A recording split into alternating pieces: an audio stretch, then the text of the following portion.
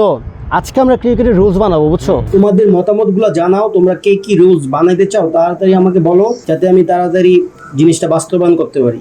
So mister Norman, আপনার মতামতটা বলেন। আপনার ক্রিকেট নিয়ে কিছু প্ল্যান আছে, সেসব বলেন, আমি একটু শুনি। আমি ভাবতাছি প্রতিটা টিমে 30 জন করে প্লেয়ার দিব। না না মিস্টার পাপন, এক টিমে 50 জন করে হলে ভালো হবে। কেন? কারণ দুই টিমে 100 জন, তাহলে মাঠটা ভরপুর লাগবে, তারপর খেলাটা অনেক সুন্দর হবে।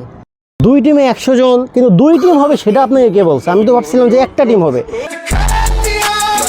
একটা টিম হইলে মানে ঝগড়া ব্যাপারটা কম হবে,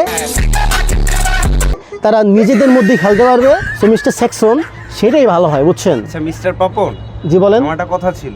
আপনি যে বললেন এক টিম খেললে ভালো হয়, এক টিম খেলে কেমন তারা? Mister Norman, you have a logic, but mister Papon, বাটমাট কিছু না, দুই দলে খেলা হইলেই মজা। কেন? দুই দলের মধ্যে একটা সংঘর্ষ হবে, মারামারি করবে, রান কম হবে, দর্শকরাও ওদের মারামারি, ওদের কম রান দেখতে আসবে, টিকিটটা বিক্রি হবে, টাকাই টাকা। আচ্ছা 50 জন না করে দিয়া 10 জন করে দেন। না না মিস্টার পাপন, 10 জন না, আরেকজন বাড়িয়ে দেওয়া উচিত। কেন? কারণ বাকি 10 জন আউট হয়ে গেলে আরেকজন তো থাকবে। জি।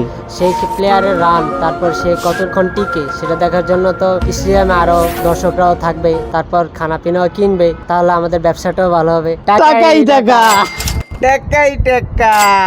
টাকাই টাকা।